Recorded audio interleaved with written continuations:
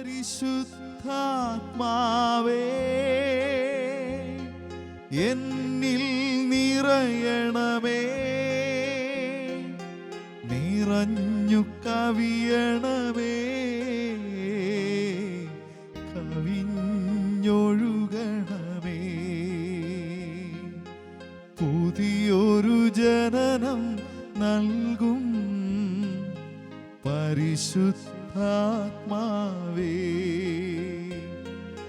പുതിയൊരു ശക്തിയിലുണരാ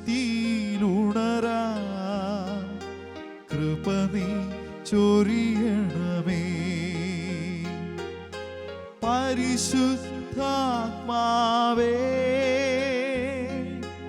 എന്നിൽ നിറയണമേ, നിറഞ്ഞു കവിയണമേ, കവിഞ്ഞൊഴുകണമേ. ദിവ്യകാരുണ്യ ഈശോയിൽ ഏറ്റവും പ്രിയമുള്ള സഹോദരങ്ങളെ, വിശുദ്ധ വചനത്തിൻ്റെയും വിശുദ്ധ ആരാധനയുടെയും അനുഭവങ്ങളിലൂടെ ദൈവം നമ്മളെ ഈ സമയങ്ങളിൽ നയിക്കുകയാണ്. നമ്മളുടെ ജീവിതത്തെയും യാത്രകളെയും മനോഭാവങ്ങളെയും ദൈവിക വചനങ്ങളാൽ നിറയ്ക്കുവാൻ, ദൈവാനുഗ്രഹങ്ങളാൽ പൊതിയുവാൻ നമുക്ക് ഈ സമയങ്ങളിൽ പ്രാർത്ഥിക്കാം. വിശുദ്ധ മർക്കൂസിൻ്റെ സുവിശേഷത്തിൻ്റെ 7-ാമത്തെ അധ്യായം 31 മുതൽ 37 വരെയുള്ള തിരുവചനങ്ങളിൽ നമ്മൾ വായനയിൽ പരിചയപ്പെടുന്ന ഒരു വ്യക്തിയാണ് ബധിരനും മൂകനുമായ, ഒത്തിരിയേറെ ജീവിതത്തിൻ്റെ സങ്കടങ്ങളിലൂടെ കടന്നു പോകുന്ന ഒരു ചെറുപ്പക്കാരൻ്റെ കഥ. അയാളെ ഏതാനും പേർ ഈശോയുടെ സന്നിധിയിൽ കൊണ്ടുവരുമ്പോൾ അവരുടെ ആഗ്രഹവും പ്രാർത്ഥനയും ഒന്നു മാത്രമാണ്: ഈശോ അവൻ്റെ മേൽ കൈകൾ വയ്ക്കണം. ഈ ഒരു സൗഖ്യത്തിൻ്റെ അനുഭവത്തെയാണ് നമ്മൾ ഈ നാളുകളിൽ നമ്മളുടെ ധ്യാനത്തിനും പ്രാർത്ഥനയ്ക്കുമായിട്ട് തിരഞ്ഞെടുക്കുക. അയാൾ കടന്നു പോകുന്ന 2 സംഘർഷങ്ങളുണ്ട്. ഒന്ന്, അയാളുടെ ചെവി തുറന്ന അവസ്ഥയിലല്ല, അയാളുടെ നാവ് തടസ്സപ്പെട്ട അവസ്ഥയിലുമാണ്. എങ്ങനെയാണ് ഈ മനുഷ്യൻ ക്രിസ്തുവിൻ്റെ അനുഗ്രഹങ്ങളിലേക്ക്, സൗഖ്യങ്ങളിലേക്ക് പ്രവേശിക്കുക? പ്രിയമുള്ളവരെ, നമ്മളുടെ ജീവിതത്തെയും ഈ ഒരു വചനത്തിൻ്റെ വഴികളിലൂടെ ചേർത്ത് വെച്ചുകൊണ്ട് നമ്മളൊന്ന് പ്രാർത്ഥിക്കുകയാണ്. നമ്മളൊക്കെ താമസിക്കുന്ന നമ്മുടെ കുടുംബ സാഹചര്യങ്ങളിലും സാമൂഹിക പശ്ചാത്തലങ്ങളിലുമൊക്കെ ഈ 2 പ്രതിസന്ധികളിലായിരിക്കുന്നവരെ നമുക്ക് മിക്കവാറുമൊക്കെ പരിചയപ്പെടുവാനായിട്ട് കഴിയും. തടസ്സമുള്ളവർ, തുറവിയില്ലാത്തവർ, ബന്ധനങ്ങളിലാകുന്നവർ, ഒത്തിരിയേറെ മാനസിക ക്ലേശങ്ങളിലൂടെ കടന്നു പോകുന്ന ഒരുപാട് പേർക്ക് ഈ വചനത്തിൻ്റെ വഴികൾ ഒരു ദിശാബോധം നൽകുന്നുണ്ട്. ഈശോ എങ്ങനെയാണ് ഈ മനുഷ്യനെ സൗഖ്യപ്പെടുത്തുന്നത്? നമുക്ക് അതിൻ്റെ ഇതളുകളിലൂടെയാണ് നമ്മളുടെ ഈ ധ്യാന ശുശ്രൂഷകൾ നമ്മൾ കടത്തിവിടുക. ഈ മനുഷ്യൻ സൗഖ്യപ്പെടുന്നതിൻ്റെ 4 വഴികൾ നമുക്ക് തിരുവചനത്തിൽ നിന്ന് തന്നെ വായിക്കുവാൻ പറ്റും.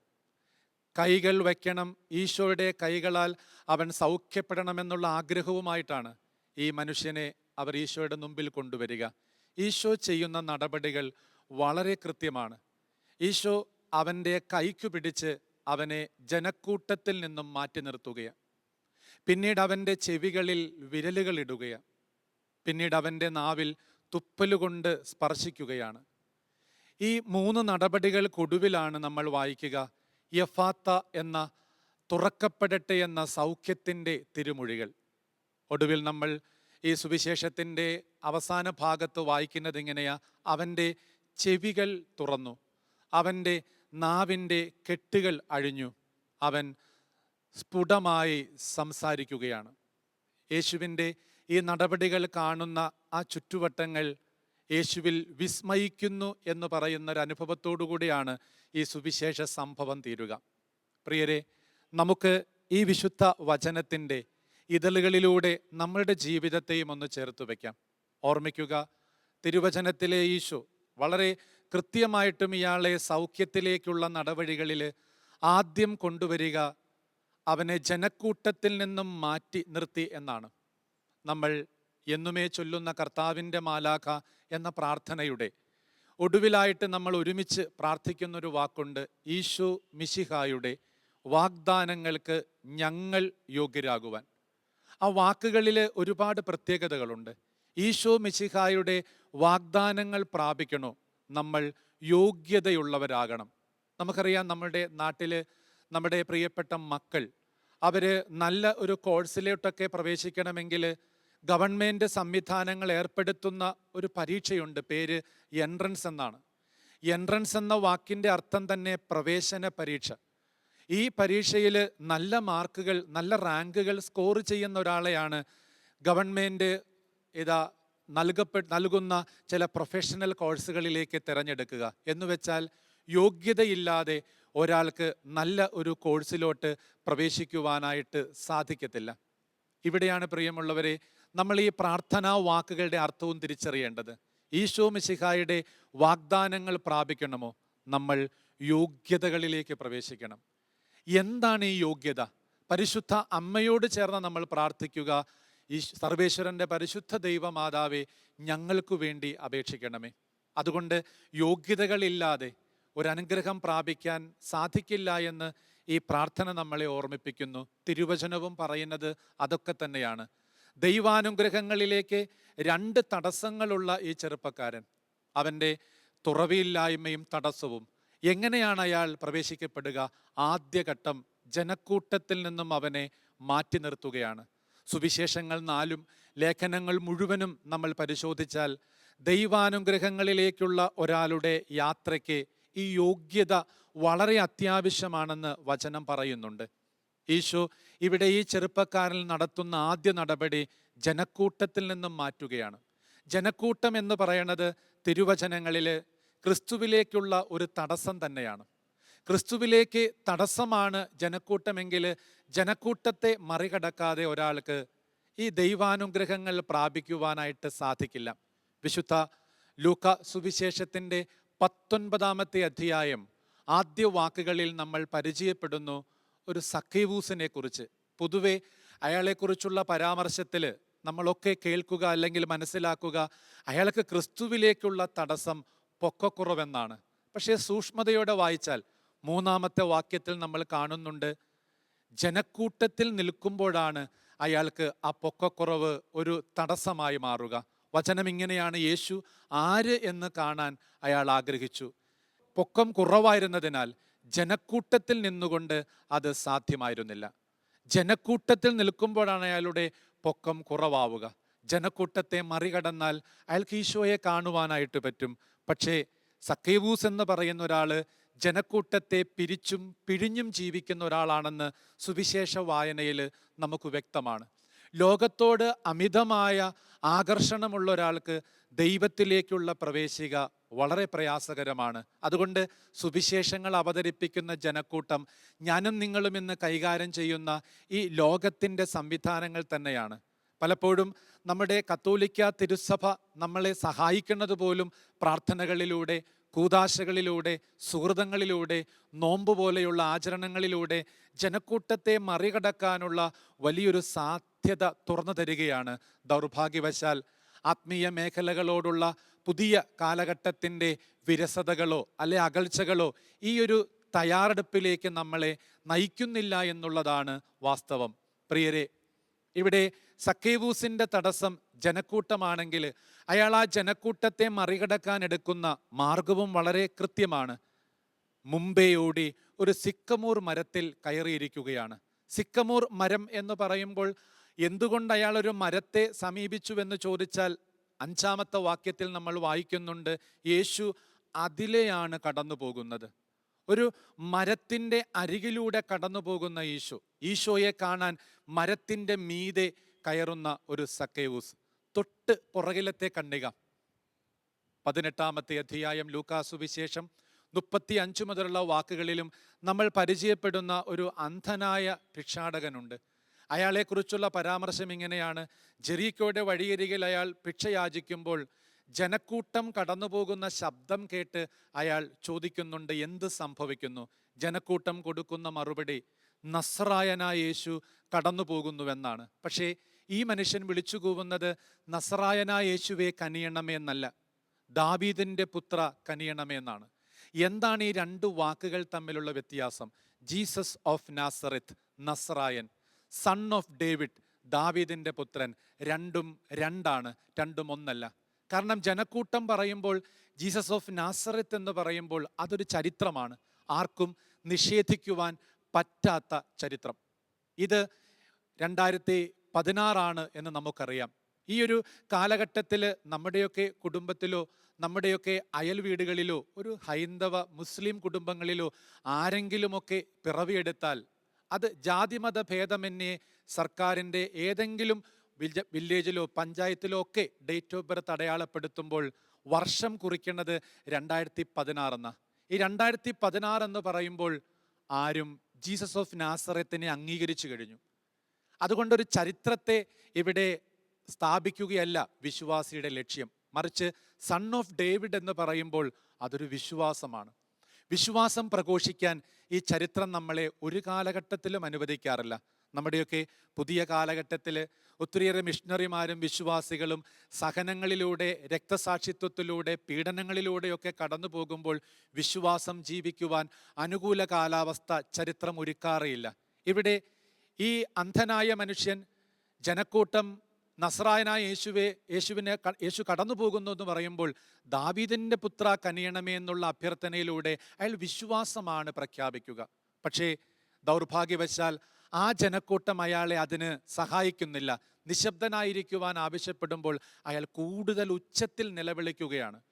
അയാൾ ജനക്കൂട്ടം ഉയർത്തിയ പ്രതിസന്ധിയെ മറികടക്കുകയാണ്. അതുകൊണ്ട് തന്നെ അയാളുടെ ജീവിതത്തിൽ യേശു നിന്നു, യേശു വിളിച്ചു, യേശു ചോദിച്ചു, യേശു കൊടുത്തു എന്നാണ് തിരുവചനങ്ങളിൽ നമ്മൾ വായിക്കുക. യേശുവാണ് പിന്നെ അയാളുടെ കഥ എഴുതിപ്പോവുക. യേശു അയാളുടെ ജീവിതത്തെ ഏറ്റെടുക്കുകയാണ്. എപ്പോൾ? അയാൾ ജനക്കൂട്ടത്തെ മറികടക്കുമ്പോൾ. പ്രിയരെ, നമ്മുടെയും യാത്രയിൽ ദൈവത്തിൻ്റെ അനുഗ്രഹങ്ങൾ പ്രാപിക്കണമോ, ഈ ജനത്തിൽ നിന്നും അകലമിടുക സുവിശേഷങ്ങൾ നിർബന്ധിക്കുന്ന കാര്യമാണ്. യോഗ്യതകളില്ലാതെ ദൈവാനുഗ്രഹങ്ങൾ പ്രാപിക്കുക എളുപ്പമല്ല. നമ്മുടെയൊക്കെ കുടുംബങ്ങളൊക്കെ സൂക്ഷിച്ചിരുന്ന നല്ല പതിവുകളുണ്ടായിരുന്നു. ഒരു പ്രഭാതത്തിൽ എഴുന്നേൽക്കുമ്പോൾ ത്രികാല ജപം ചൊല്ലിയുള്ള ആ പ്രാർത്ഥനയിലൂടെ ദൈവത്തിലേക്ക് ചേർന്ന് നിന്ന കുടുംബാന്തരീക്ഷം. രാവിലെയും ഉച്ചയ്ക്കും വൈകിട്ടും കൃത്യമായും പള്ളി മണിമുഴക്കത്തിൻ്റെ ബാക്കിയായിട്ട് നമ്മുടെയൊക്കെ വീടുകളിൽ നടന്നിരുന്ന ഈ പ്രാർത്ഥന പക്ഷേ ഇന്ന് എത്ര പേർക്ക് പങ്കുവെക്കാൻ കഴിയും? നമ്മളൊക്കെ ആ പ്രാർത്ഥനയുടെ ആഴങ്ങളിലൂടെ കടന്നു പോകുന്നുവെന്ന്. സൗകര്യപൂർവ്വം നമ്മൾ ഈ പ്രാർത്ഥനകളൊക്കെ വിസ്മരിക്കുകയോ ഒഴിവാക്കുകയോ ചെയ്യുന്നത് എന്നുള്ളത് നമ്മുടെയൊക്കെ കാലഘട്ടത്തിൻ്റെ സങ്കടമാണ്. ദൈവത്തിലേക്ക് ജനക്കൂട്ടം ഒരിക്കലും ഒരാളെ സഹായിക്കുന്നില്ല എന്നുള്ളത് വചനത്തിലും നമ്മുടെ കാലഘട്ടത്തിലും നമ്മൾ അറിയുന്ന കാര്യങ്ങളാണ്. അതുപോലെ തന്നെ ഒരു കൗദാശിക ജീവിതം നമ്മുടെ ജീവിതത്തിലേക്ക് കത്തോലിക്ക തിരുസഭ നൽകുന്ന ക്രിസ്തുവിലേക്കുള്ള ഏറ്റവും വലിയ സാധ്യതയാണ് ഒരു കുർബാനയിലുള്ള പങ്കാളിത്തം, ഇടയ്ക്കിടയ്ക്കുള്ള കുമ്പസാരത്തിലൂടെയുള്ള കടന്നുപോക്കൽ, നമ്മളെ തന്നെ അവെയറാക്കുന്ന, നമ്മളെ തന്നെ അവബോധത്തിലാക്കുന്ന ഒരു പിടി ആത്മീയതയുടെ വഴികൾ. പക്ഷേ നമ്മുടെ ഈ പുതിയ തലമുറ ലോകത്തിൻ്റെ ഈ പുതുപുത്തൻ കാലത്തിൻ്റെയൊക്കെ ശൈലികളിലൂടെ കടന്നു പോകുമ്പോൾ ജനക്കൂട്ടത്തിനൊപ്പമൊക്കെ സഞ്ചരിക്കുമ്പോൾ ഈ അനുഗ്രഹങ്ങളിൽ നിന്നും ഒരുപാട് അകലങ്ങളിലാണ്. പലപ്പോഴും സന്ദർശിക്കുവാനോ സംസാരിക്കുവാനോ എത്തുന്ന കുടുംബാംഗങ്ങൾ പങ്കുവെക്കുന്ന പല പ്രതിസന്ധികളുടെയും കാരണം ഈ ജനക്കൂട്ടത്തോടൊപ്പമുള്ള യാത്രയാണെന്ന് മിക്കവാറുമൊക്കെ മനസ്സിലാക്കാറുണ്ട്. പ്രത്യേകിച്ച് നമ്മുടെ ഈ ന്യൂ ജനറേഷൻ എന്ന് പറയുന്ന പുതിയ കാലഘട്ടം, ദൈവീകത, ആത്മീയത അവർക്ക് ഒരു പരിധിവരെ ഔട്ട് ഓഫ് ഫാഷൻ പോലെയൊക്കെ ഫീൽ ചെയ്യാറുണ്ട്. നമുക്ക് പ്രാർത്ഥിക്കാം, ഇവരൊക്കെ ജനക്കൂട്ടത്തെ മറികടന്ന് ക്രിസ്തുവിലേക്ക് എത്തുവാനുള്ള വലിയ ആഗ്രഹങ്ങളിലേക്കായിട്ട്. ഇവിടെ വിശുദ്ധ ലൂക്കാ സുവിശേഷകൻ പങ്കുവെക്കുന്ന ഈ സക്കേവൂസിൻ്റെ ചരിത്രം അതിമനോഹരമാണ്. അയാൾ ഈ ജനക്കൂട്ടത്തെ മറികടക്കുന്നത് ഒരു സിക്കമൂർ മരത്തിൻ്റെ മീതെ കയറി നിന്നുകൊണ്ടാണെങ്കിൽ ഒരു മരത്തിൻ്റെ മീതെ അയാൾ കയറുമ്പോൾ അയാളുടെ ലക്ഷ്യം ക്രിസ്തുവിനെ കാണുക എന്നുള്ളതാണ്. സുവിശേഷം പറയുന്നു, നമ്മൾ ഓൾറെഡി പരിചയപ്പെട്ടതാണ്, ഈ കർത്താവ് മരത്തിൻ്റെ അരികിലൂടെയാണ് കടക്കുക. ബൈബിൾ ഉടനീളം നമ്മൾ നോക്കിക്കൂ, വിശുദ്ധ ഗ്രന്ഥത്തിൽ ദൈവം ഈ പ്രകൃതിയോട് ചേർന്ന് ജീവിക്കുന്നത് കണ്ടെത്തുവാനായിട്ട് പറ്റും. ഉൽപ്പത്തി പുസ്തകത്തിലെ ഏദേൻ തോട്ടത്തിൽ ദൈവം നടന്നു എന്ന് പറയുന്നൊരു വചനം 3-ാമത്തെ അധ്യായത്തിൽ നമ്മൾ വായിക്കുന്നുണ്ട്. ആദത്തിൻ്റെയും ഹവ്വായുടെ ഒപ്പം നടക്കുന്ന ഒരു ദൈവം, അത് ഏദേൻ തോട്ടമാണ്. പുതിയ നിയമത്തിലേക്ക് വരുമ്പോൾ ഈശോ പ്രാർത്ഥിച്ചു എന്ന് പറയുന്നത് ഒരു ഗെത്സമേൻ തോട്ടത്തിലാണ്. തോട്ടത്തിൻ്റെ പ്രകൃതിയുടെ ഒരു പക്ഷം ചേർന്നുകൊണ്ട് പ്രാർത്ഥിക്കുന്ന ഈശോയെ നമ്മൾ പരിചയപ്പെടുന്നു. ഒടുവിൽ ഈശോയുടെ മരണത്തിന് ശേഷം അവനെ അടക്കം ചെയ്യേണ്ടത് അരിമത്തിയാക്കാരൻ്റെ തോട്ടത്തിൻ്റെ നടുവിലെ കല്ലറയിലാണ്. തോട്ടത്തിൻ്റെ നടുവിലെ കല്ലറയിൽ മാത്രമല്ല, ഉത്ഥിത അനുഭവത്തിൻ്റെ ആദ്യ ദൃക്സാക്ഷിയാകുന്ന മഗ്ദലന മറിയം ഈശോയെ ഒരുപക്ഷെ തെറ്റിദ്ധരിച്ചാണെങ്കിലും വിളിക്കേണ്ടത് തോട്ടക്കാരൻ എന്നാണ്. പ്രിയമുള്ളവരെ, ഒരു തോട്ടത്തെ, ഒരു പ്രകൃതിയെ ഒരാൾ ചേർത്ത് പിടിക്കുമ്പോൾ അയാൾ ദൈവത്തെയാണ് ചേർത്ത് പിടിക്കുന്നത്, അയാൾ ജനക്കൂട്ടത്തെയാണ് മറികടക്കുന്നത് എന്നൊക്കെ വിശുദ്ധ ഗ്രന്ഥം തന്നെ നമ്മളോട് പറയുന്നുണ്ട്. ദൗർഭാഗ്യവശാൽ നമ്മുടെ കാലം പ്രകൃതിയിൽ നിന്നൊക്കെ ഒരുപാട് മാറിപ്പോവുകയാണ്.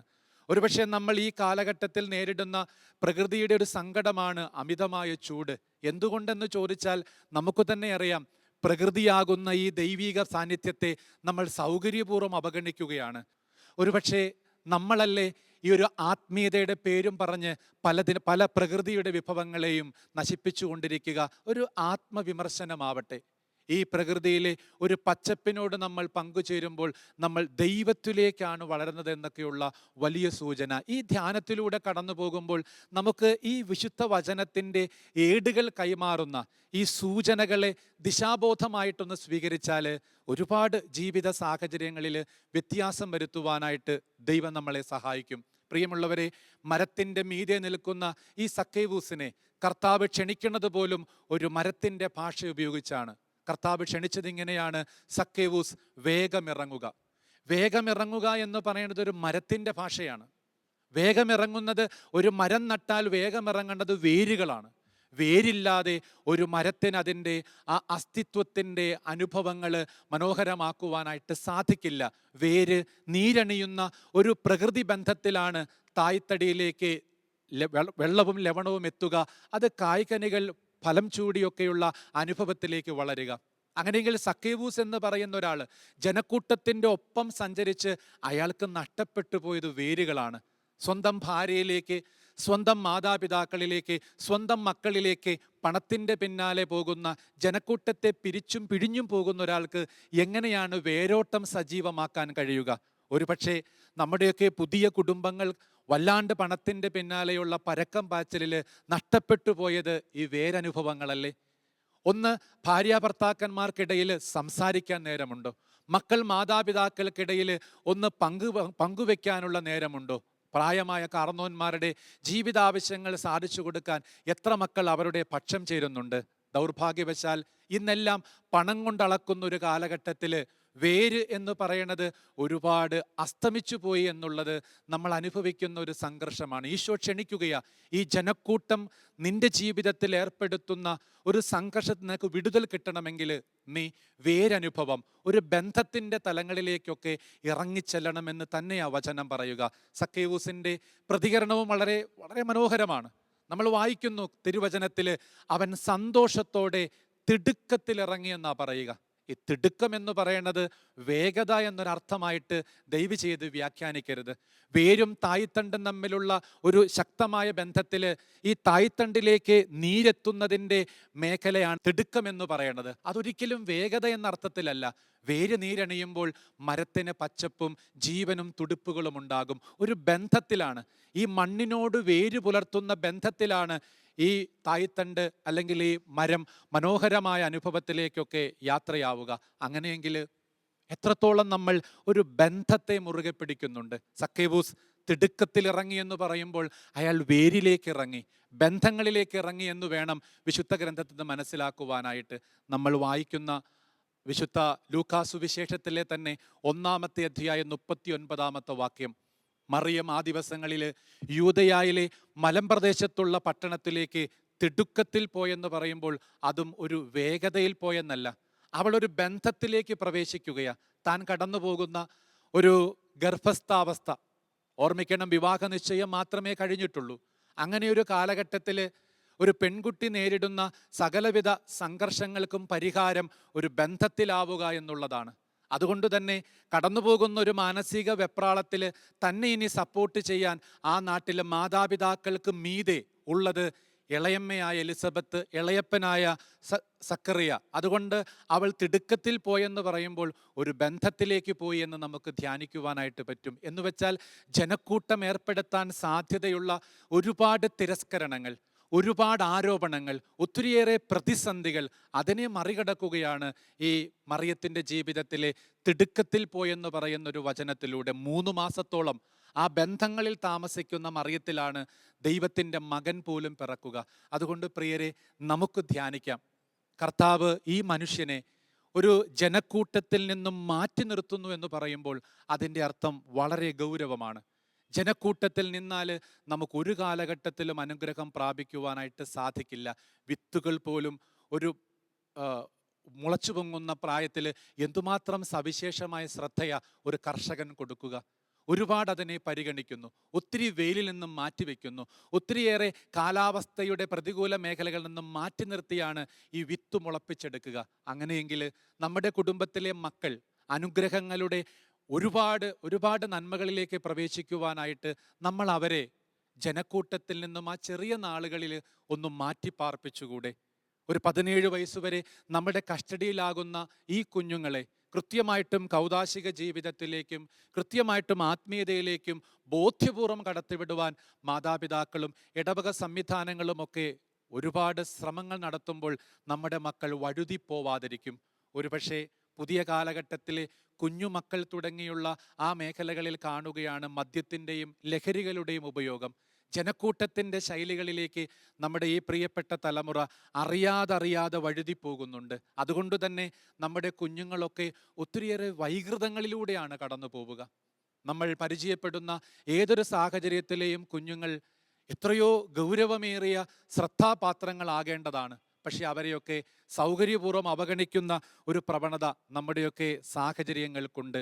ഓർമ്മിക്കണം, വിശുദ്ധ പുറപ്പാട് പുസ്തകത്തിൻ്റെ 2-ാമത്തെ അധ്യായത്തിൽ ഒരു ആൺകുട്ടി ഹെബ്രായ സംസ്കാരത്തിലെ ഒരു ലേവി കുടുംബത്തിൽ പിറക്കുമ്പോൾ കൊച്ചു കോമളനായിരുന്നതുകൊണ്ട് അവർക്ക് കൊല്ലാൻ തോന്നിയില്ല. കാരണം ഫറവോയുടെ നിയമമുണ്ട്, ആൺകുഞ്ഞുങ്ങളെ കൊല്ലണം. പക്ഷേ കൊച്ചു കോമളനായിരുന്നത് കൊണ്ട് കൊല്ലാൻ തോന്നിയില്ല. അതുകൊണ്ട് അവർ ആ കുഞ്ഞിനെ 3 മാസം വീടിൻ്റെ അകത്ത് പാർപ്പിക്കുകയാണ്. ജനക്കൂട്ടത്തിൽ നിന്നും ലോകത്തിൽ നിന്നും ഒരുപാട് അപകടങ്ങളിൽ നിന്നും സുരക്ഷിതമാക്കുകയാണ്. പിന്നീട് ഈ കുഞ്ഞിനെ വീടിന് വെളിയിലേക്ക് കടത്തേണ്ടി വരുന്നൊരു കാലഘട്ടം. വീടിന് വെളിയിലേക്ക് പോകുമ്പോഴും കൊച്ചിന് അപകടങ്ങൾ ഒരുപാടുണ്ട്. അതുകൊണ്ട് ഈ മാതാപിതാക്കൾ ചെയ്യുന്ന നടപടികൾ എത്ര ഹൃദ്യമാണ്. ഒരു ഞാങ്ങണ കൊണ്ട് പെട്ടകം നിർമ്മിച്ചു, കുട്ടിയെ അതിൻ്റെ ഉള്ളിൽ കിടത്തി, ഒഴുക്കി വിടുമ്പോൾ ഓട്ടകളിലൂടെ വെള്ളം കയറി ഈ പെട്ടി മുങ്ങിപ്പോവാതിരിക്കാൻ ഓട്ടകൾ ടാറും കീലും കൊണ്ട് ഒട്ടിച്ചു. എന്നിട്ട് ഫറവോയുടെ മകൾ കുളിക്കുന്ന കുളിക്കടവിൽ അത് സംവിധാനം ചെയ്ത് കേന്ദ്രീകരിക്കുകയാണ്. മാതാപിതാക്കളും സഹോദരിയും ചേർന്ന് ചെയ്യുന്ന ഈ നടപടിയിൽ ബാക്കി പത്രം നമ്മൾ ബൈബിളിൽ വായിക്കുന്നുണ്ട്. ഫറവോയുടെ മകൾ ഈ പെട്ടകം കാണുന്നു, സമീപത്തേക്ക് കൊണ്ടുവരുന്നു, അത് തുറക്കുന്നു. പെട്ടി തുറന്ന് കുട്ടിയെ കാണുന്ന ഈ ഫറവോയുടെ മകൾ പറയുന്നുണ്ട്, ഹെബ്രായ പൈതങ്ങളിൽ ഒന്ന്. നമ്മുടെയൊക്കെ മക്കളെ എന്ന് ഏതെങ്കിലും ടൗണിൻ്റെയോ ഗ്രാമത്തിൻ്റെയോ പ്ലാറ്റ്ഫോമിൽ നിർത്തിയാൽ ആരെങ്കിലും പറയുമോ ഇതൊരു ക്രൈസ്തവ കുടുംബത്തിലെ കൊച്ചാണെന്ന്? മുഖത്തു നോക്കി പറയാൻ പറ്റുമോ? നമ്മുടെയൊക്കെ കുടുംബങ്ങൾ ഒരുപാട് ലൗകികവൽക്കരിക്കപ്പെട്ടു പോയില്ലേ? നമുക്ക് നമ്മളുടെ വ്യക്തിത്വത്തിലേക്ക് തന്നെ ഈ വചന വഴികളിലൂടെ ഒന്ന് കടന്നു വരാം. ഓർമ്മിക്കുക, പെട്ടകം കൊണ്ട് ഈ ഫറവോയുടെ അപകടത്തിൽ നിന്നും സുരക്ഷിതമാക്കുന്ന ഈ മാതാപിതാക്കളുടെ ശൈലി, ഓട്ടകൾ ടാറും കീലും കൊണ്ട് ഒട്ടിക്കുന്നവരുടെ ശൈലി, ഇത് ഫറവോയുടെ മകൾ കുളിക്കുന്ന കുളിക്കടവ് വിട്ട് ഒഴുകിപ്പോവാതിരിക്കാൻ സംവിധാനം ചെയ്യുന്ന ഈ പെങ്ങൾ കൊച്ച്. നമ്മുടെയും കുടുംബത്തിലെ മാതാപിതാക്കൾ ഈ കൂതാശകളാകുന്ന പെട്ടകത്തിൽ നമ്മുടെ മക്കളെ ഒന്ന് ക്രമീകരിക്കുന്നുണ്ടോ? അവർ ഈ ലോകത്തിൻ്റെ ഒഴുക്കിൽപ്പെട്ട് മുങ്ങിത്താന്ന് മരിച്ചു പോവാതിരിക്കുവാൻ അവരുടെ ജീവിതത്തിലേക്ക് ലോകം പ്രവേശിക്കാൻ സാധ്യതയുള്ള ഓട്ടകൾ വിശുദ്ധ സുഹൃതങ്ങൾ കൊണ്ടും ത്യാഗങ്ങൾ കൊണ്ടും നമ്മൾ ഒട്ടിച്ചു വെക്കാറുണ്ടോ? അവരെ അൾത്താര വിട്ടൊഴുകിപ്പോവാതിരിക്കാൻ സംവിധാനം ചെയ്യുന്നുണ്ടോ? പ്രിയമുള്ളവരെ, നമ്മൾ അതിശക്തമായി ഈ കാലഘട്ടത്തിൽ ധ്യാനിക്കേണ്ടതാണ്. ഇന്ന് പല മക്കളും കൂതാശകളുടെ ജീവിതത്തിൽ നിന്നും മാറുകയാണ്.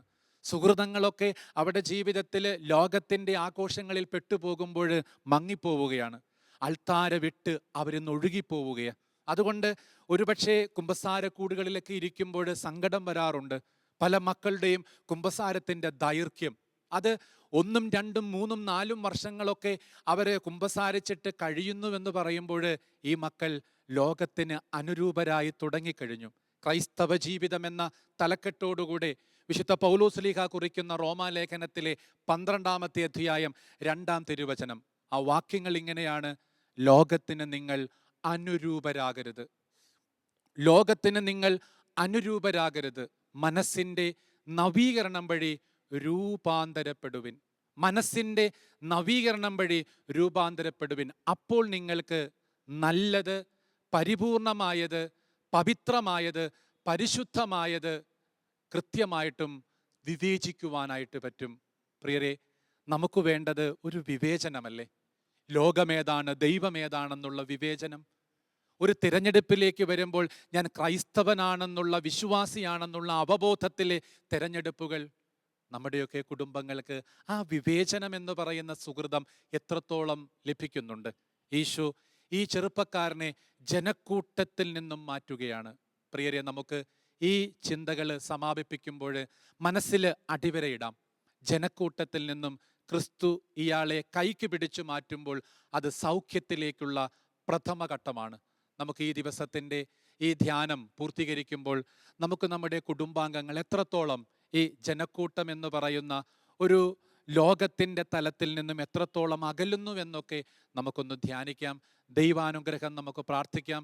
തുടർന്നുള്ള ആരാധനയിൽ നമുക്ക് ഈ വിശുദ്ധ ചിന്തകളെ ആഴപ്പെടുത്തുവാനും ആഗ്രഹിക്കാം. നമ്മുടെ കുടുംബത്തിലെ എല്ലാ മക്കളെയും ഓർമ്മിച്ചുകൊണ്ടാവട്ടെ നമ്മൾ ഈ ആരാധനയിലേക്കും പ്രാർത്ഥനയിലേക്കും പ്രവേശിക്കുക.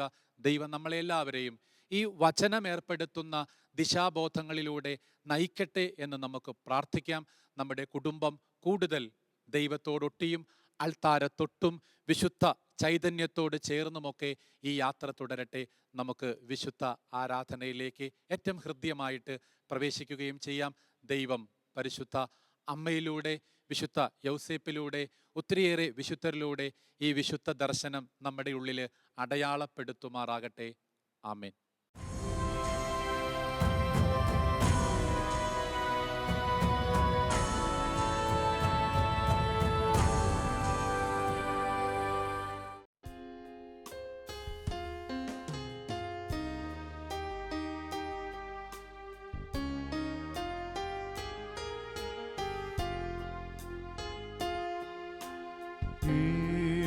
ഏഴുവിളക്കിൻ നടുവിൽ ശോഭപൂർണ്ണനാം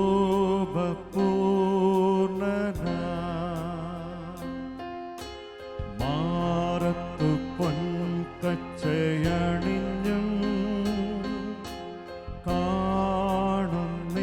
കാണുന്നേശുവേ, ഏഴുവിളക്കിൻ നടുവിൽ ശോഭപൂർണ്ണനാം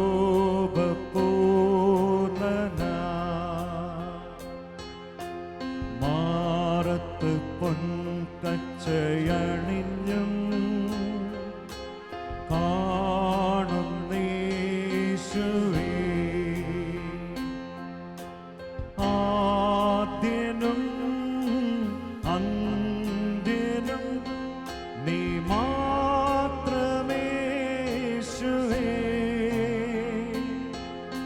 സ്തുതികൾക്കും പുകഴ്ചയ്ക്കും യോഗ്യനേശുവേ,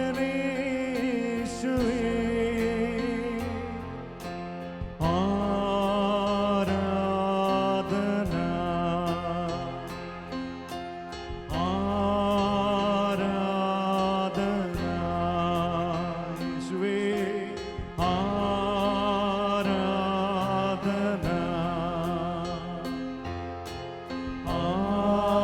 ആരാധന, ആദ്യനും അന്ത്യനും നീ മാത്രമേശുവേ,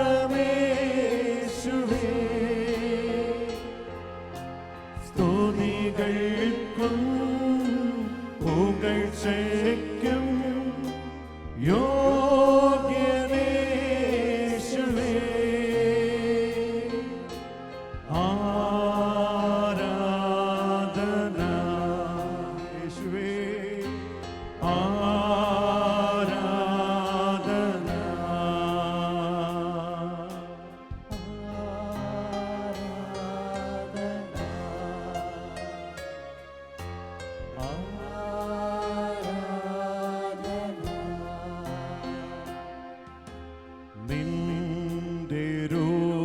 രൂപവും ഭാവവും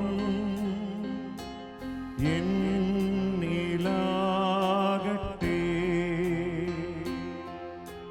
നിന്റെ ആത്മശക്തിയും എന്നിൽ കവിഞ്ഞിടട്ടെ. നിന്റെ രൂപവും ഭാവവും എന്നിലാകട്ടെ.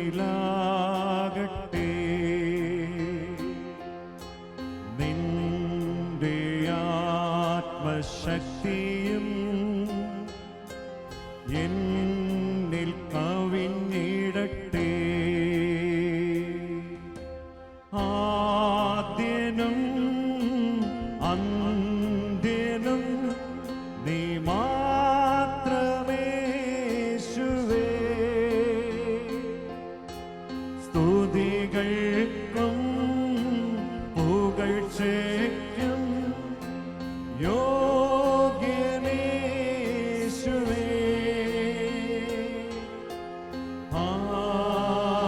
ആരാധന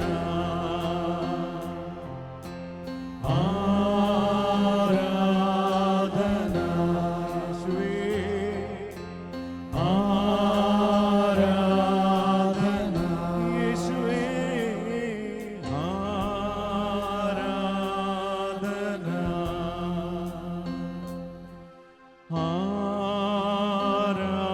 ആരാധന യേശുവേ. ആരാധന യേശുവേ. യേശുവേ.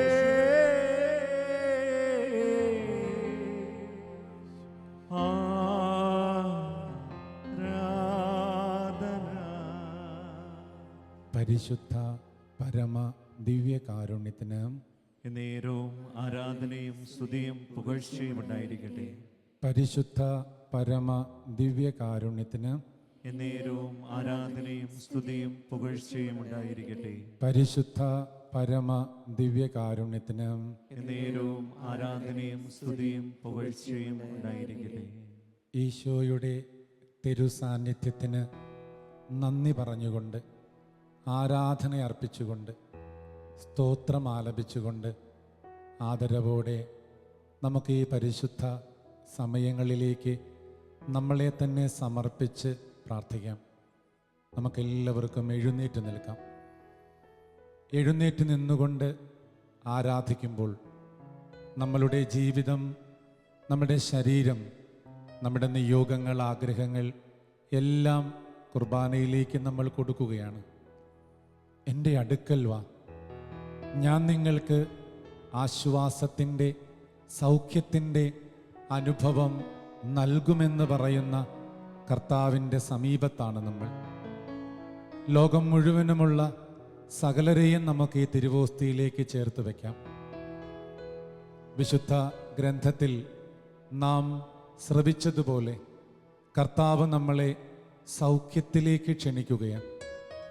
ബധിരനും മൂകനുമായ ഒരാളെ ഈശോ സുഖവഴികളിലേക്ക് നയിക്കുന്നതിൻ്റെ കഥകളാണ് നമ്മൾ കഴിഞ്ഞ സമയങ്ങളിൽ മുഴുവനും കേട്ടത്.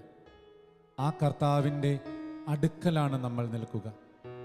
ഓർമ്മിക്കുക, ആദിമ സമൂഹം തമ്പുരാൻ്റെ സന്നിധിയിൽ പ്രാർത്ഥനയിലായപ്പോൾ അവർക്ക് കർത്താവിനോട് പറയാൻ ഒന്നേ ഉണ്ടായിരുന്നുള്ളൂ: മാറാനാത്ത, ഈശോയെ വരണേ, ഈശോയെ വരണേ.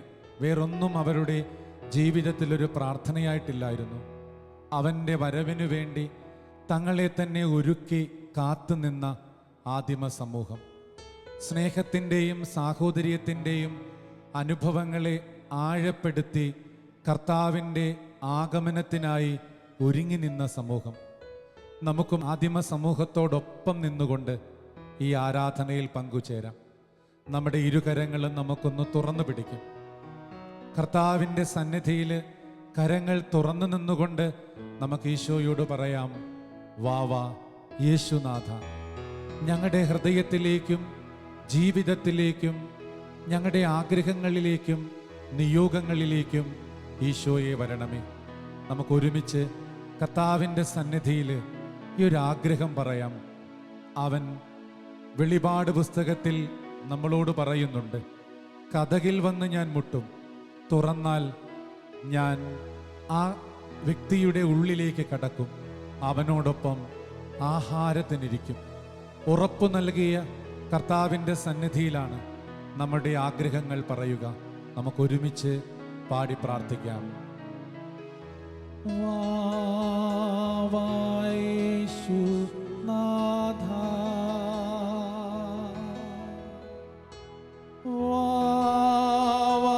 സ്നേഹനാഥ,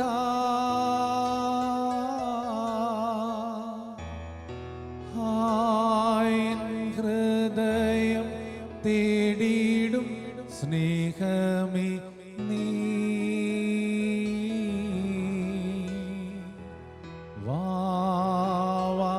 യേശുനാഥ. ചേർന്ന് പാടാം. യേശുനാഥ, വാവാ സ്നേഹനാഥ, സ്നേഹനാഥ,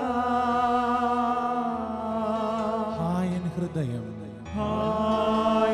ഹൃദയം തേടിയിടും സ്നേഹമേ നീ, വാവാ യേശുനാഥ, യേശുനാഥ. ഇരുകരങ്ങളും ഉയർത്തി ഒരിക്കൽ കൂടി പ്രാർത്ഥിക്കാം. യേശുനാഥ, വാവാ സ്നേഹനാഥ, സ്നേഹനാഥ, ഹായൻ ഹൃദയം ഹൃദയം തേടിയിടും സ്നേഹമേ നീ, വാവാ യേശുനാഥ, യേശുനാഥ. ഇരു കരങ്ങളും നമുക്ക് ഹൃദയത്തോട് ചേർത്ത് വെക്കാം. കണ്ണുകൾ വിശുദ്ധ കുർബാനയിൽ നമുക്ക് ഉറപ്പിച്ചു നിർത്താം. പ്രിയമുള്ളവരെ, നമ്മൾ പോലും അറിയാതെ നമ്മുടെ ഈ ശരീരത്തെ ദൈവം ക്രമീകരിക്കുന്നുണ്ട്.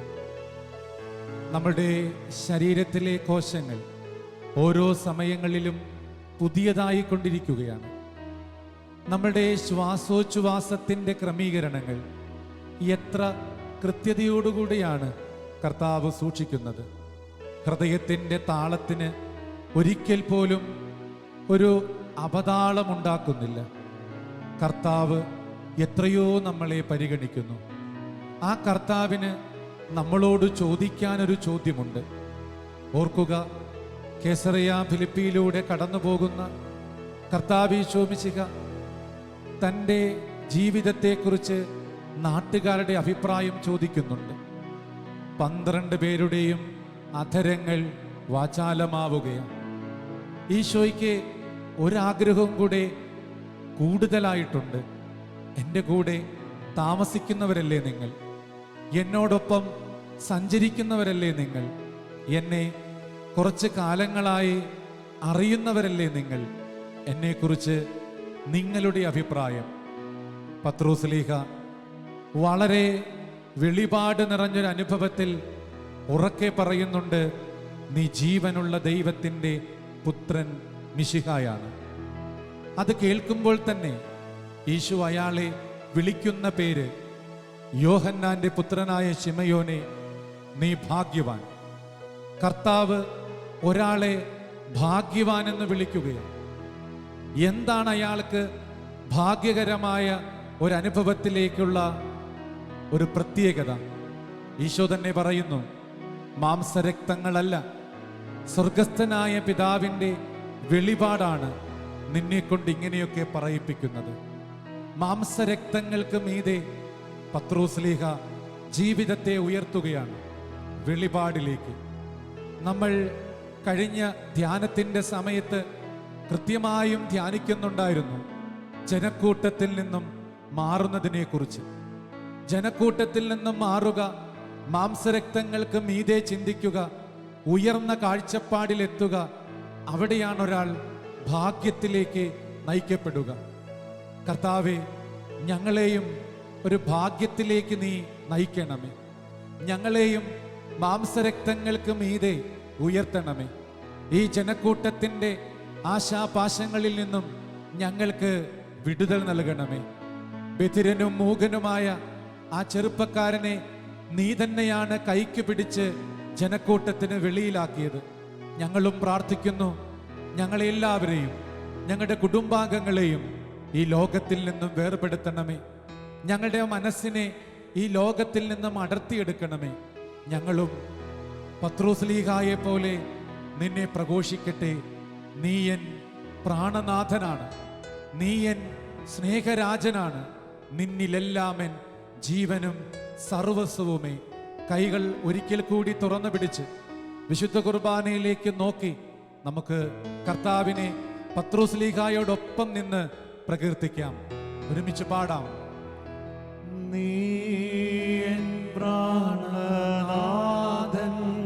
നീയൻ സ്നേഹരാജൻ, നീയൻ സ്നേഹരാജൻ, നിന്നിലെല്ലാം നിന്നിലെല്ലാം ജീവനും സ്നേഹവുമേ. വാവാ യേശുനാഥ, വാവാ യേശുനാഥ, കരങ്ങൾ ഉയർത്തി വാവാ യേശുനാഥ, വാവാ യേശുനാഥ, വാവാ സ്നേഹനാഥ, വാവാ സ്നേഹനാഥ. ഹായൻ ഹൃദയം, ഹായൻ ഹൃദയം തേടിയിടും സ്നേഹമേ നീ. വാവാ യേശുനാഥ, വാവാ യേശുനാഥ. ഇരുകരങ്ങളും ഹൃദയത്തോട് ചേർത്ത് വെക്കാം. നമുക്കൊന്ന് ഏറ്റവും ആഗ്രഹത്തോടെ ഈ വിശുദ്ധ കുർബാനയിലേക്ക് നോക്കി നിന്നുകൊണ്ട് നമ്മുടെ അവസ്ഥകളെ ഒന്ന് പങ്കുവെക്കാം. കർത്താവേ, ഞങ്ങൾ ഈ യാത്രയിൽ ഒരുപാട് ക്ലേശങ്ങളിലാണ്, സങ്കടങ്ങളിലാണ്, പ്രതിസന്ധികളിലാണ്. രോഗങ്ങൾ ഞങ്ങളുടെ ശരീരത്തെയും മനസ്സിനെയും തളർത്തുന്നു. ഞങ്ങളുടെ കുടുംബാംഗങ്ങൾ, ഞങ്ങളുടെ പ്രിയം നിറഞ്ഞവർ, ഞങ്ങളുടെ സമൂഹാംഗങ്ങൾ, ഞങ്ങളുടെ അയൽവാസികൾ, ഞങ്ങളുടെ ഈ പ്രിയപ്പെട്ട നാട്, ഈ ലോകം ഒത്തിരിയേറെ രോഗത്തിൻ്റെയും ക്ലേശത്തിൻ്റെയും പിടിയിലാണ്. ഒരുപക്ഷെ ഞങ്ങൾ ഈ സന്നിധിയിൽ മനസ്സുകൊണ്ട് ആഗ്രഹിക്കുന്നത് പോലും ഒരു സൗഖ്യം, ഞങ്ങളെ നിന്റെ സ്നേഹം കൊണ്ട് പൊതിഞ്ഞ് ഒരാനന്ദം നൽകണമേ എന്ന ഞങ്ങൾ തിരിച്ചറിയുന്നു. ഈശോയെ, എവിടെയാണ് ഞങ്ങൾ രോഗികളായത്? എങ്ങനെയാണ് ഞങ്ങൾ തകർന്നു പോയത്? ഞങ്ങളുടെ ജീവിതത്തിന് എവിടെയാണ് ഒരു പാളിച്ച സംഭവിച്ചത്? അറിയുന്നു ഈശോയെ, ഞങ്ങൾ ലോകത്തോട് ഒരുപാട് മമതയിലായപ്പോഴാണ്, ഒത്തിരിയേറെ ലോകത്തെ സ്നേഹിച്ചതുകൊണ്ടാണ്. അതുകൊണ്ട് തന്നെ വചനത്തിൽ ഞങ്ങൾ വായിക്കുന്നു, ലോകത്തെയും അതിൻ്റെ ദുരാശകളെയും വെറുത്തുപേക്ഷിച്ച് ക്രിസ്തുവിൻ്റെ വിശുദ്ധ വഴികളെ സ്നേഹിച്ചു നിൽക്കുവാനായിട്ട്. എൻ്റെ അടുക്കൽ വരുന്നവനെ ഒരിക്കലും തള്ളിക്കളയില്ല എന്ന നിന്റെ വചനത്തിൽ ഞങ്ങൾ ആശ്രയിക്കുകയാണ്. ഞങ്ങൾ ഈ സമയങ്ങളിൽ ആഗ്രഹത്തോടെ ഒന്ന് പ്രാർത്ഥിക്കട്ടെ. ആദി ചേരുന്ന, വ്യാധി നോവുന്ന ഞങ്ങളുടെ ജീവിതത്തിൻ്റെ സഹനങ്ങളിൽ നീയാണ് കർത്താവേ ഞങ്ങളുടെ ആലംബം, ഞങ്ങളുടെ ആശ്വാസം. നമുക്ക് കരങ്ങളൊന്ന് തുറന്ന് വിശുദ്ധ കുർബാനയിലേക്ക് ആ തുറന്ന കരങ്ങൾ അല്പമൊന്ന് വിടർത്തിയും നീട്ടിയും പിടിച്ചുകൊണ്ട് നമുക്ക് പ്രാർത്ഥിക്കാം. ആദി ചേരുകിലും വ്യാധി നോവുകിലും നീ അരികിൽ, ഇന്നാരെനിക്ക് ആശ്വാസമേ. വാവാ യേശുനാഥ, ഒരുമിച്ച് പാടാം.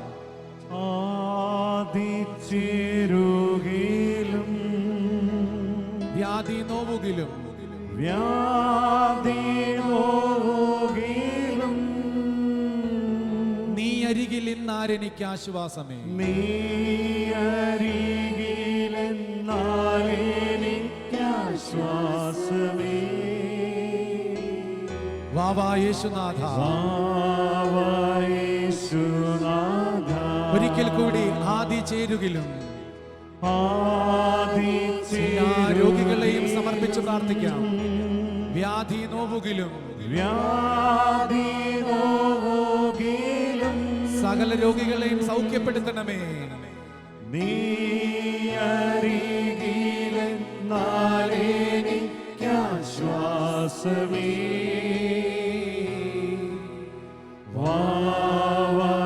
വാവായേശുനാഥ, ഇരുകരങ്ങളും ഉയർത്തി ഒരുമിച്ച് പാടാം. വാവാ യേശുനാഥ, വാവായേശുനാഥ, വാവാ സ്നേഹനാഥ, വാവസ്നേഹനാഥ. ഹായൻ ഹൃദയം ഹായൻ ഹൃദയം തേടിയിടും സ്നേഹമേ നീ. വാവാ യേശുനാഥ, വാവായേശുനാഥ.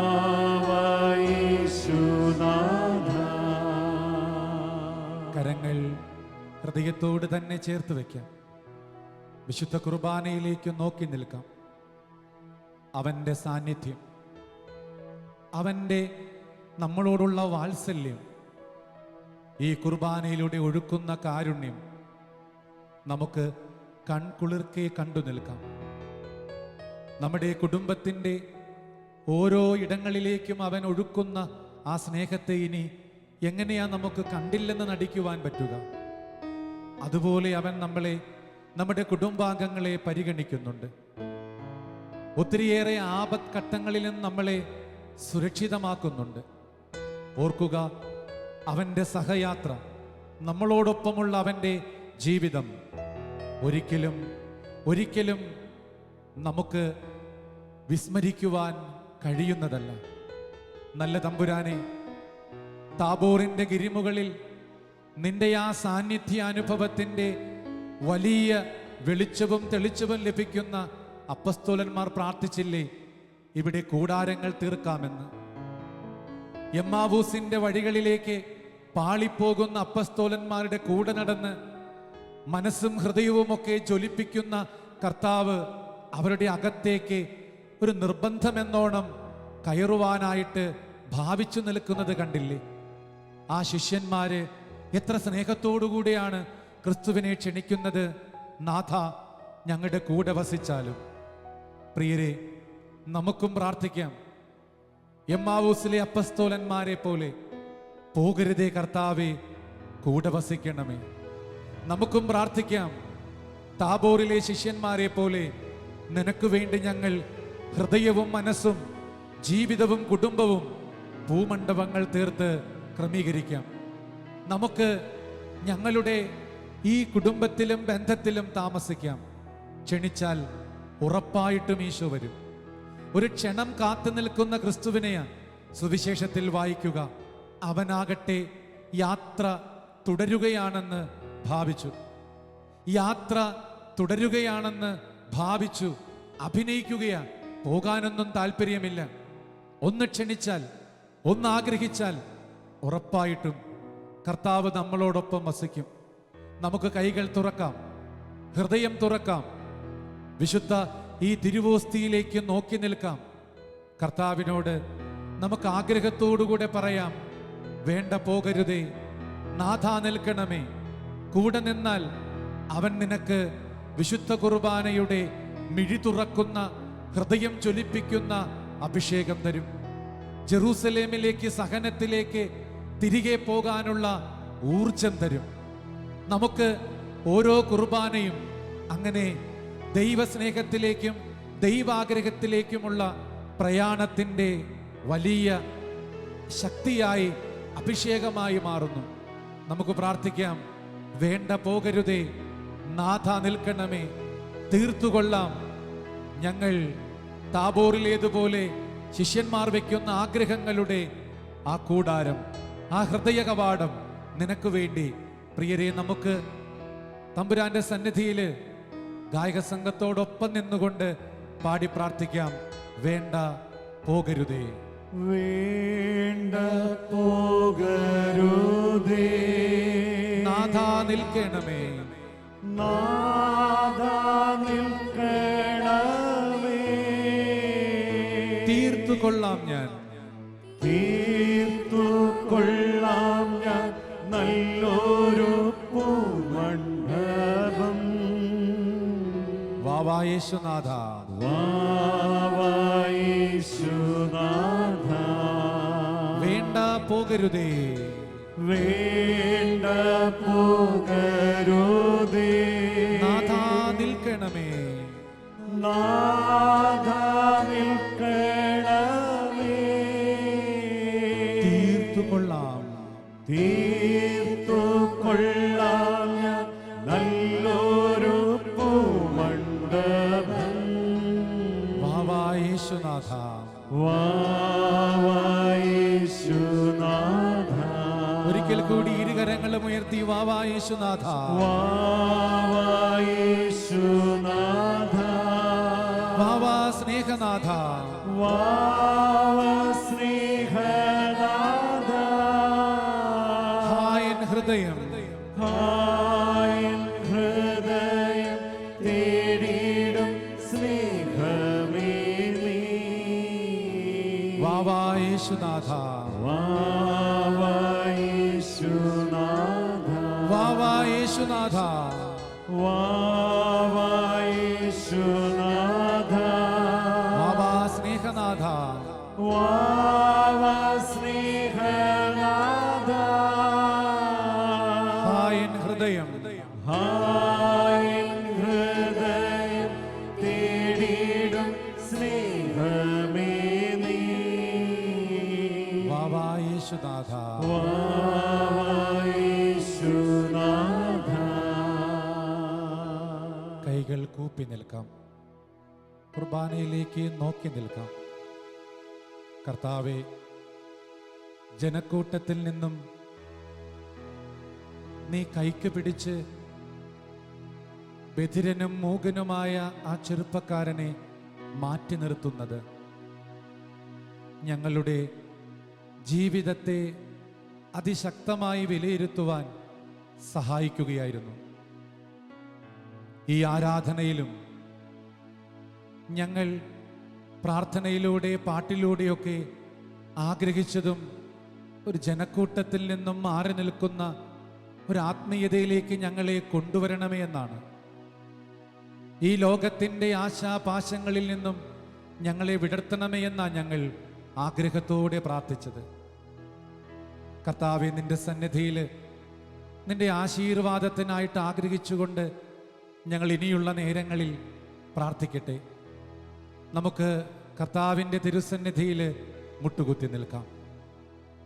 കർത്താവിൻ്റെ ഈ അനുഗ്രഹത്തിൻ്റെ ആശീർവാദത്തിനായിട്ട് പ്രാർത്ഥിക്കാം. നമുക്ക് ഇത് വിശുദ്ധ സ്നേഹത്തിൻ്റെ അത്ഭുതകരമായ സമയമാണ്. നിന്നെയും അവൻ ഈ ആശീർവാദ സമയങ്ങളിൽ ലോകത്തിൽ നിന്നും വിടർത്തുന്നുണ്ട്. പത്രോസിനോട് ഈശോ ചോദിച്ചൊരു ചോദ്യം തന്നെ നമ്മുടെ മനസ്സിലേക്കൊന്ന് കൊണ്ടുവരാം. നീ എന്നെ സ്നേഹിക്കുന്നു? ഒരു ചോദ്യം 3 തവണ ആവർത്തിച്ചപ്പോൾ പത്രോസ്ലീഹ ഈ എല്ലാ പിടികളും വിടുകയാണ്. അവൻ അത്രയും നാളുണ്ടായിരുന്ന എല്ലാ ലൗകിക ബന്ധങ്ങളിൽ നിന്നും വിടുതൽ പ്രഖ്യാപിക്കുകയാണ്. ഒക്കെ നീ അറിയുന്നു ഈശോയെ, ഞാൻ നിന്നെ സ്നേഹിക്കുന്നുണ്ടെന്നും നിനക്കറിയാമല്ലോ എന്ന് പറയുമ്പോൾ ശ്ലീഹായെ നോക്കി ഈശോ തമ്പുരാൻ പങ്കുവെക്കുന്ന ഒരു സൂചനയുണ്ട്.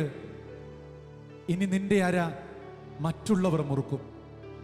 ഇനി നിനക്കിഷ്ടമില്ലാത്ത ഇടങ്ങളിലേക്ക് നീ നയിക്കപ്പെടും. അങ്ങനെ നീ ക്രിസ്തു ജീവിതത്തിൻ്റെ സാക്ഷിയാകും. പ്രിയമുള്ള ഈശോയെ, ഞങ്ങളും ഈ നേരങ്ങളിൽ പ്രാർത്ഥിക്കുകയാണ്. ഞങ്ങളെയും നിന്റെ വിശുദ്ധ സാക്ഷ്യങ്ങളാക്കി മാറ്റണമേ. ഞങ്ങളും ലോകത്തിൽ നിന്നുള്ള പിടുത്തങ്ങളെല്ലാം വിട്ട് നിന്റെ അനുഗ്രഹ വലയത്തിൽ നിലയുറപ്പിക്കുവാൻ നിന്റെ എല്ലാ വരദാനങ്ങളും കൊണ്ട് ഞങ്ങളെ സമ്പന്നമാക്കണമേ. ഈശോയെ, ഞങ്ങൾ പ്രാർത്ഥിക്കുന്നു, ഈ വിശുദ്ധ കുർബാനയാൽ ഞങ്ങളെ പൊതിഞ്ഞു പിടിക്കണമേ എന്ന്. വിശുദ്ധ കൂദാശയുടെ അനുഭവത്താൽ ഞങ്ങൾക്ക് വിടുതൽ നൽകണമേ എന്ന് ഞങ്ങൾ പ്രാർത്ഥിക്കട്ടെ. ഈശോയെ, പരിശുദ്ധ ശരീരത്താലും വിലയേറിയ രക്തത്താലും പാപത്തിൻ കറകളിൽ നിന്നും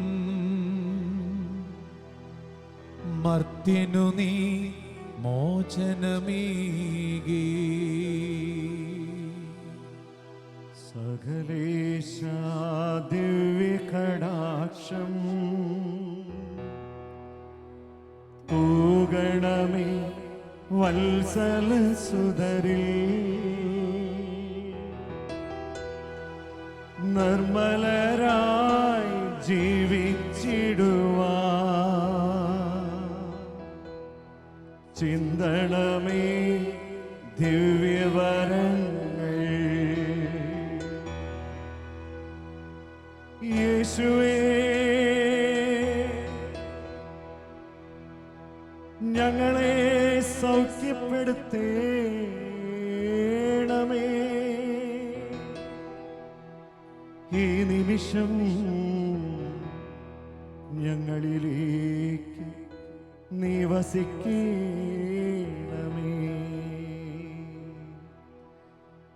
സകലേശ ദിവ്യകടാക്ഷം തൂകണമേ വത്സലസുതരിൽ.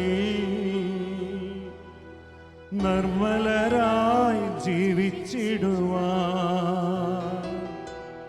ചിന്തണമേ ദിവ്യവരങ്ങൾ.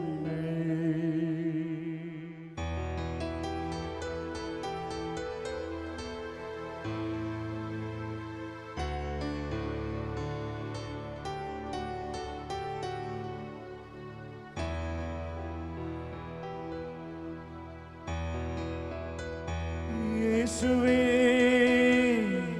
എന്നേശുവേ, നീ മാത്രമെൻ സഹായം. യേശുവേ, എന്നേശുവേ, നീ മാത്രമെൻ സഹായം.